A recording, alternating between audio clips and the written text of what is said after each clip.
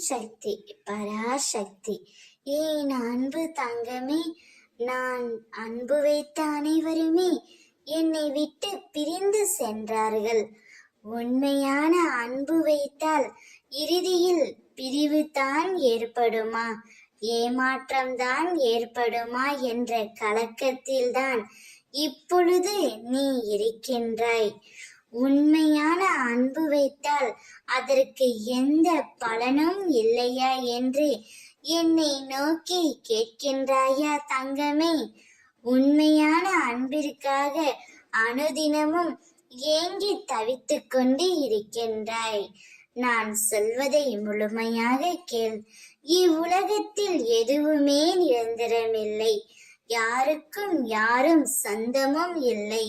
தாய், தந்தை, கணவன், மனைவி, அண்ணன், தம்பி, குழந்தைகள், எந்த உறவுமே உன்னுடன் இறுதி வரை வரப்போவதும் இல்லை.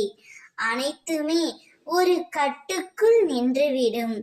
உன் அம்மா நான் மட்டுமே உன்னுடன் எப்போதும் இருப்பேன் என்ற உண்மையை மட்டும் நீ உணர்ந்து கொண்டால் போதும்.